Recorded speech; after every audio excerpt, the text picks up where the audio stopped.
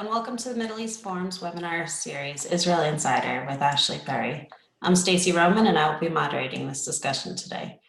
We're pleased to have Mr. Ashley Perry, advisor to the Middle East Forum's Israel office, join us here each Wednesday at 3 p.m. Eastern to update us on all the events going on in Israel. Mr. Perry will be giving us a briefing on current Israeli affairs for 15 minutes and open it up for questions. Should you wish to ask a question, please use the Q&A box located at the bottom of your screen to type out your question. And now, with no further ado, I'll turn the discussion over to Mr. Ashley Perry. Hi, thank you, Stacey, and good evening from Israel. Before we get into what's specifically going on this week, I thought we'd take a little bit of a step back, provide a little bit of context and commentary for a lot of the events that are taking place in Israel at the moment. When the coronavirus pandemic started quite a number of months ago, we started these webinars.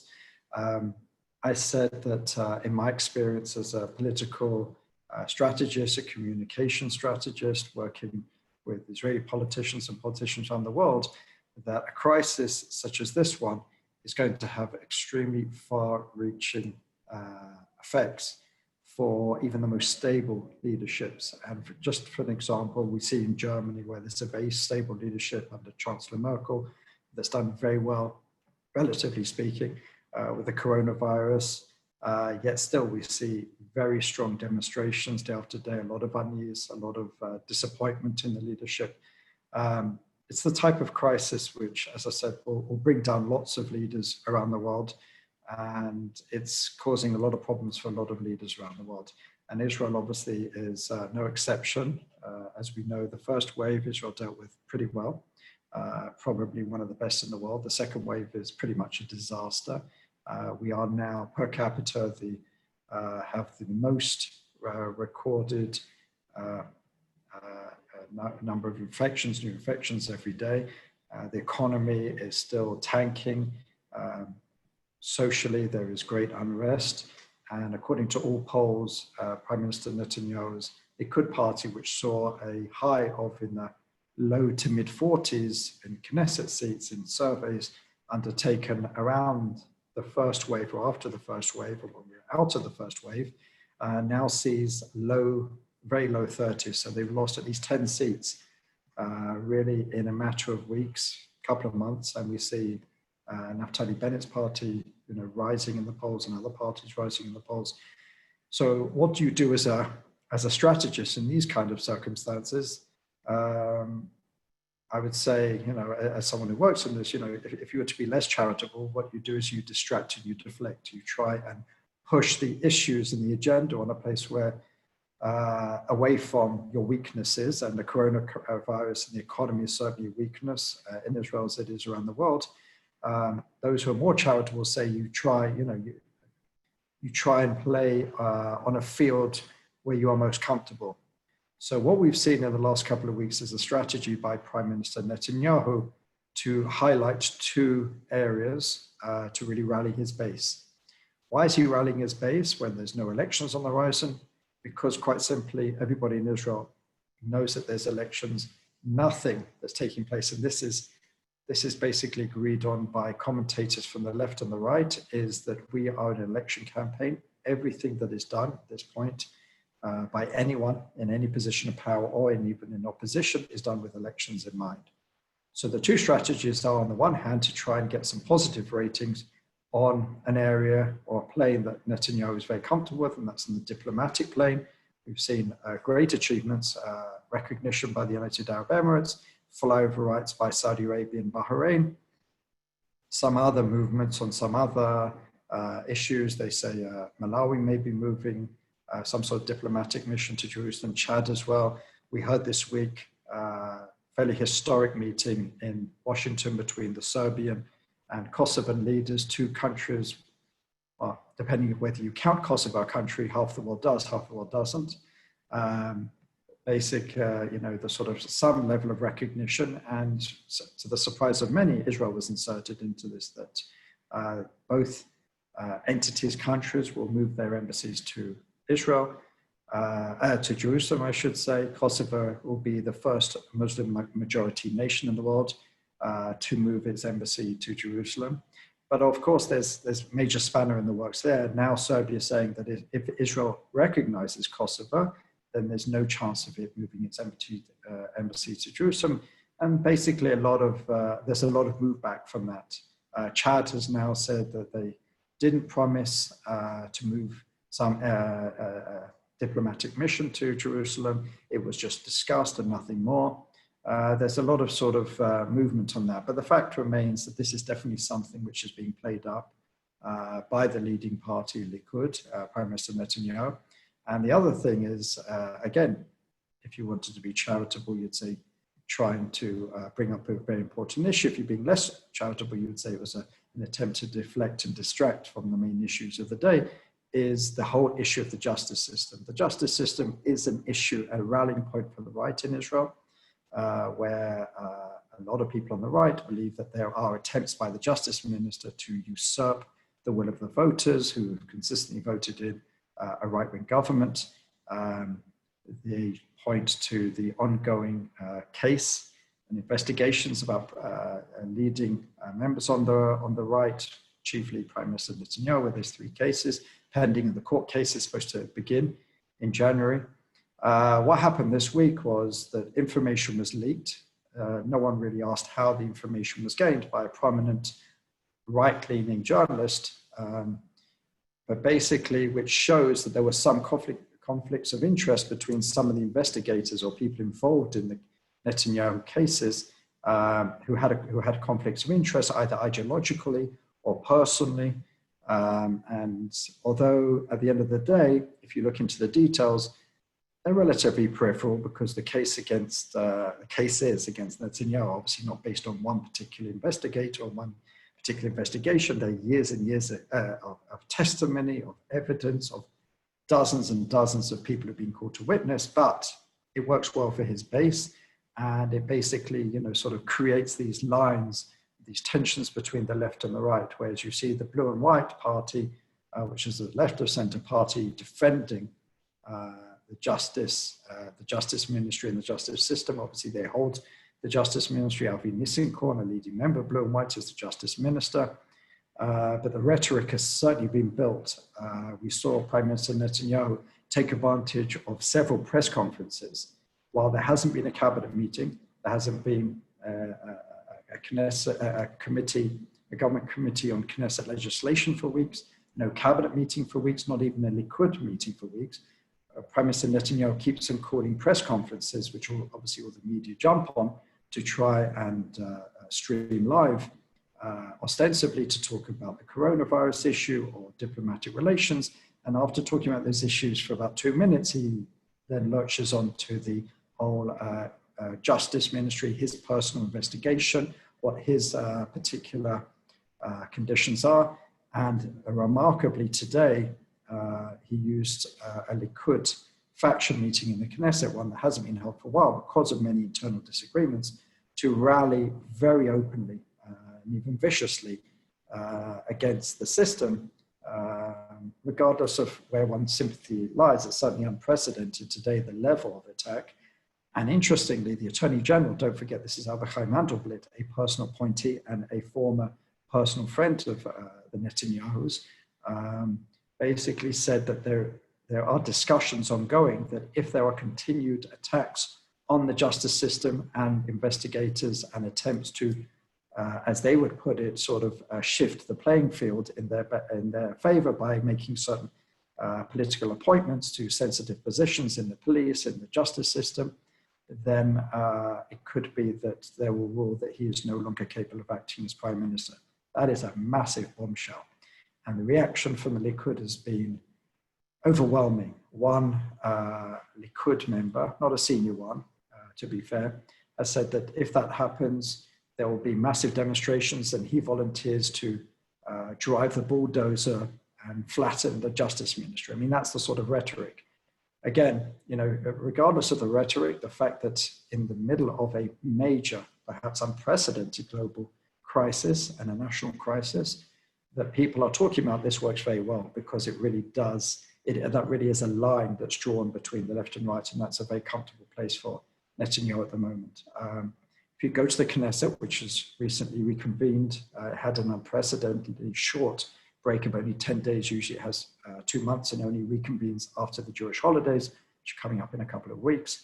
You know, it should be a hive of activity. There should be so much going on, trying to pass laws, et cetera, et cetera. But again, all you hear is condemnations, counter-condemnations about Netanyahu's behavior, about the justice system's behavior. And this really is where the political level is at the moment. Obviously, you have a lot of condemnations. You have Naftali Bennett, who is becoming the leader of the opposition to Netanyahu from his right flank, who basically criticized this by saying that, you know, while we should be dealing with coronavirus, getting the numbers down, the health system hasn't been bolstered, even though we had an opportunity in between the waves. The economy, now there's talk of a second national lockdown. This time they're talking about it could be as much as a month. The fact that all we're talking about is these side issues shows that we have a deeply unfocused government. You had another bombshell with former Defense and Foreign Minister Avigdor Lieberman coming out this week and basically saying that the coronavirus guidelines change daily. You know, one day shops are allowed to open and then close, restaurants are allowed to open and close, the numbers, this and that. They were supposed to have a traffic light system, which we talked about last week. And the day before, they were supposed to shut down 40 cities, including many of the ultra-Orthodox and Arab cities. Ultra-Orthodox mayors complained to the Prime Minister, in fact, threatened the Prime Minister. And then we saw that he quickly defaulted on what had been a cabinet decision to close these areas to then put in a curfew, which obviously made it largely irrelevant. So we see a very unfocused government at this point. We see a very unfocused, at least, you know, on the issues which most Israelis are concerned about, the economy and the coronavirus issue. And we see far more focus on issues which are political in nature. The coronavirus numbers are still going up. We're still the highest in the world. They're creeping up to 3,500 new cases a day, which is you know, unsustainable. We see 10 people on average die every single day in Israel. Again, those numbers may not be large for a country like the United States, but in Israel, they're pretty high and they seem to be going up exponentially. No one has been able to get the numbers down at this point. We have a coronavirus czar, Ronnie Gamzu, who was brought in by Prime Minister ostensibly to get down the numbers, but every time he's made a decision, he's been outflanked by the political leadership, who has had to try and find ways to appease certain members of the coalition. So the numbers certainly are not going down. They continue to go up. Schools went back about 2 weeks ago, and we're starting to see the effect of that. So the question on everyone's lips is, it's not a matter of if, but when there will be another national lockdown. They're talking about a month. They're talking about maybe throughout the Jewish holidays, Rosh Hashanah, Yom Kippur, and Sukkot, which last in total the good part of a month. So that's what seems to be happening. Obviously, the economic ramifications of another shutdown will be unfathomable. The head of the small business and independent workers union in Israel said that if there is another lockdown, they will just ignore the guidelines.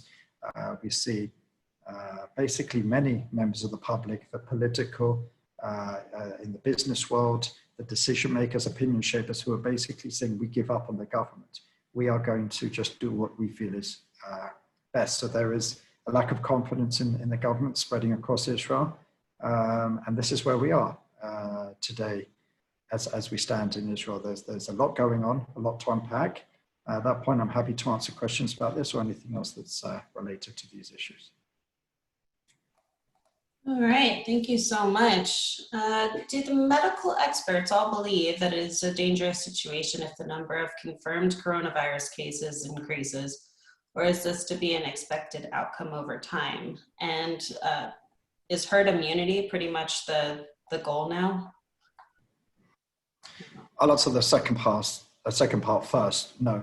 First of all, herd immunity, the fact that now people are getting it for the second time, it seems to be pretty much confirmed that you can now get the coronavirus for the second time, kind of to a certain extent dispenses with the whole idea of herd immunity, because herd immunity means if enough people get it, then you won't get it again, and then it can spread through a public to the point where the majority had it and the virus can spread no more. But the fact that within 2 or 3 months, I actually have a personal friend who had coronavirus pretty bad, and less than 2 months later, he took a blood test and he has absolutely not a single antibody left in his system.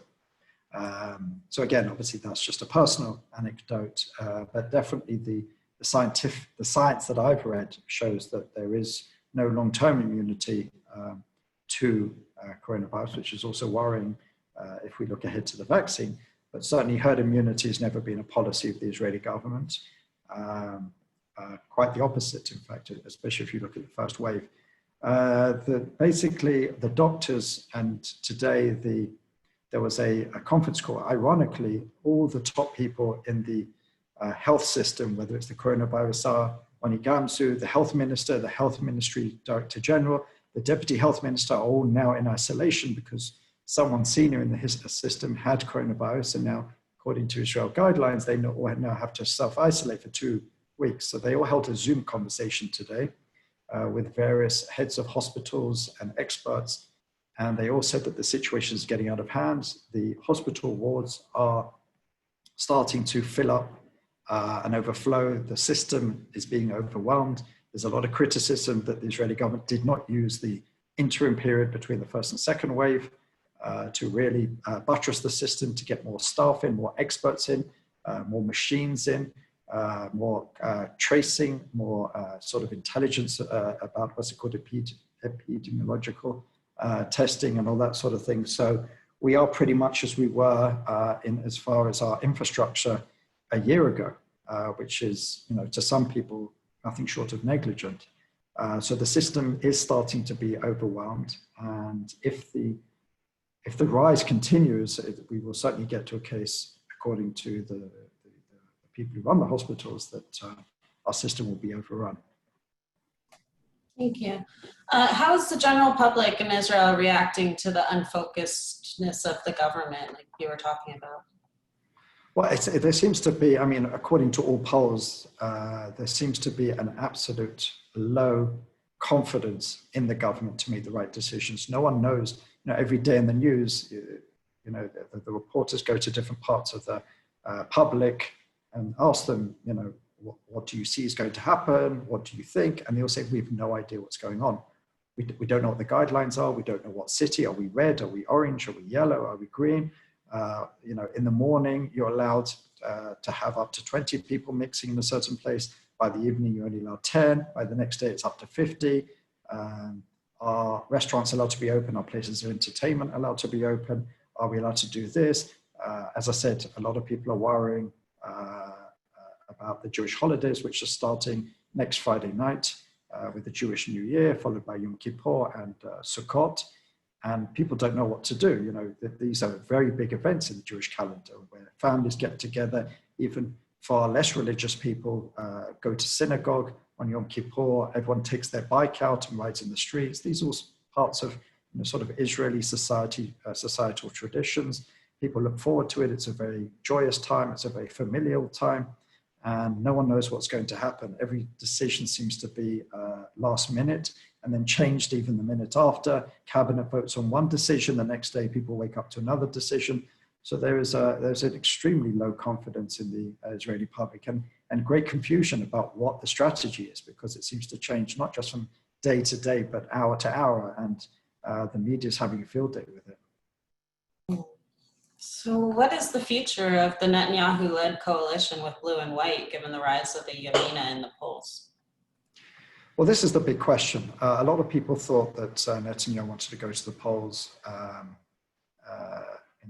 when the budget wasn't passed very recently. But what probably spooked him more than anything else, and will continue to spook him, is the fact that while he certainly doesn't enjoy this partnership with blue and white, it would be, to his mind, certainly preferable to having to substitute Benny Gantz with Naftali Bennett. Naftali Bennett is not just a rival, there's personal history there, especially with Sarah Netanyahu and Ayelet Shaked, who is Naftali Bennett's number 2. So the idea of swapping Benny Gantz, the coalition with Benny Gantz, the partnership with Benny Gantz, for a coalition with Naftali Bennett is something that certainly the Netanyahu family would not seek. So what, we talked about this last week, that they are trying very hard to dampen enthusiasm about Yamina, about Naftali Bennett. But so far it has failed miserably because Yamina actually passed the 20-seat threshold now. In most recent polls, they're up to 21. Now, put that in perspective, Yamina, as we currently stand, has 6 seats in the Knesset. So it would multiply by 3.5 times its size. That's extraordinary. Now, polls are not, elections. Obviously, they would be very different. And I think even Naftali Bennett understands, and he certainly has experience, that there can be very enthusiastic polls, but the results in the elections will be very, very different. But it certainly shows that there is anger and disappointment on the right with Netanyahu, and they're seeking an alternative, and Naftali Bennett at this point in time is providing that alternative. And as much as Netanyahu does not like working with Blue and White, does not like this partnership, does not like having to see a few months down the line of potentially giving over the prime ministership to Benny Gantz, he may be thinking, and his advisors may be thinking, there is some level of preference to that situation, however bad it is, than having to deal with Naftali Bennett, because also there's been sort of rumors that if Naftali Bennett does succeed in getting this kind of numbers in elections, he won't just demand to be the alternate prime minister as Benny Gantz is, but actually to go first, because there is no level of trust there that he would eventually become prime minister, as most people believe Benny Gantz will probably never become prime minister. So in regards to Netanyahu's upcoming court cases, one of our viewers would like to know about the recent revelation of the conflict of interest in one of the prosecutors. Can you discuss this a little further? Yeah, well, there's I can't remember his exact position. He left his office recently. Shai Nitzan. Shai Nitzan has been the bête noire of the right wing for many, many years. He's a person with clear allegiances to a left-wing agenda, and he's been a very prominent voice in the justice system. And they're basically these leaks. Again, we're not sure how exactly they were released.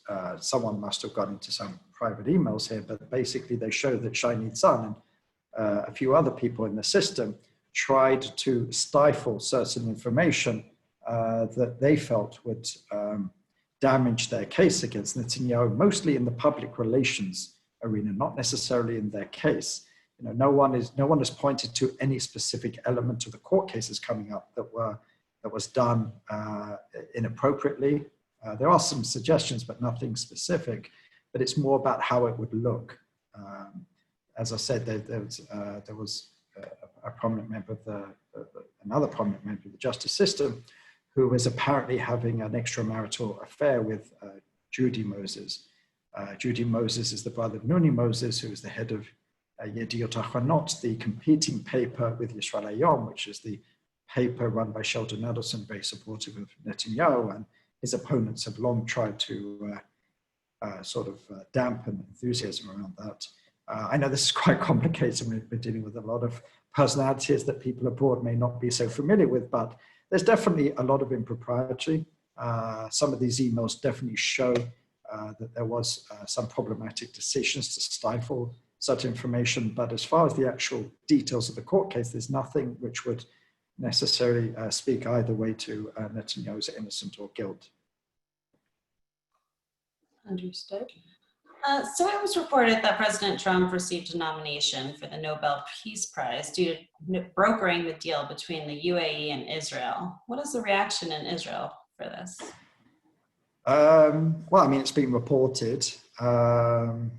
I saw, interestingly, President Trump actually retweeted the Jerusalem Post's take on this, which was quite interesting, but apparently that wasn't the only one that he retweeted.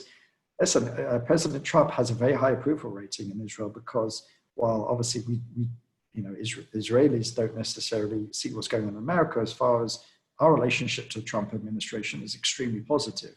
There's been many different things that have happened over the last few years that definitely President Trump and his administration can take credit for, which are very positive for Israel. A lot of people are comparing it to President Obama's nomination for the Nobel Peace Prize, which he won at the beginning of the term without actually having to do anything. Well, President Trump definitely has brokered a fairly unprecedented and historic understanding, agreement, peace treaty, whatever you want to call it, between, I would say that the biggest Arab nation, but certainly an important one. And the fact that, there's been, let's just talk today. Today, the Arab League, I think in a very relatively unprecedented manner, would not pass a resolution that was brought by the Palestinians to condemn Israel and the UAE agreement. So the fact that, the Arab League is usually a place where, even though Arab nations individually have softened their stance on Israel throughout the years, the Arab League has always been more vociferous and extremist in its position on Israel. And usually when the Palestinians bring something that they would like to push forward in the Arab League, it's usually passed unanimously with very little problems. The fact that the Palestinians had to withdraw the resolution really shows that we are living in unprecedented times, and this agreement is a major cleavage in that. And President Trump's midwifing this agreement certainly is something unprecedented. And I would certainly argue that I can't think of too many other leaders in the world who have done something as impressive as that in the last year. Along those lines, do you think that this nomination would prevent Trump from pushing for the sale of F-35s to the UAE? I don't think that's necessarily affected by it. That seems like something which is going forward despite Israel's reservations, or at least public reservations. So I don't see the two as related. And back to the government, what are the chances of Yamina, Gantz, and Yesh Atid forming the next coalition without the religious parties, Litzman specifically? Well, that is Netanyahu's major worry. It is a bit of a stretch to see that they would coordinate such a position, because it would need more than those parties. You could also include Yisrael Beitenu in that, but you would probably need the support, at least tacit support, from the outside of Meretz, the far left party, and maybe even the Arab parties. If you do the numbers, according to recent polls, at least of Likud with the ultra-Orthodox parties, they are certainly less than Yamina, Yesh Atid, Blue and White, and Yisrael Beitenu. Neither of those groups reached 60 or 61 that you need to form a majority, but they are greater in number. So there is talk of that. I think it's more of a threat. A lot of things are put out there as sort of threats just to gain some attention, some leverage, etc. It could be that we get to a stage where these parties have just had enough of Netanyahu, with the sort of behind-the-scenes support of many within the Likud who feel equally fed up with Netanyahu, just to get him, out of the Prime Minister's office, and then obviously things can return to a sort of right-left paradigm. I don't think it's the most serious threat in the world, but it's certainly, while it remains on the table and remains a possibility, it can't be completely discounted, and it's certainly something that will give Netanyahu pause for thought in the days, weeks and months ahead. So to finish up, I know you said that the policies changed by the hour, but is there any specific policies going into the high holidays that the government's planning to curb the spread of COVID? Well, so far the only policy on the table is this traffic light system with the red cities and the orange, yellow, and green, which doesn't seem to be working. It seems to be ignored in the red cities, although they've said that there's going to be a higher police presence tonight. There were many weddings taking place in ultra-Orthodox and Arab cities, up to thousands of people, completely ignoring all restrictions, without masks, without social distancing, or with limited masks and social distancing taking place. So people, as I said, it goes back to the confidence people have in the leadership.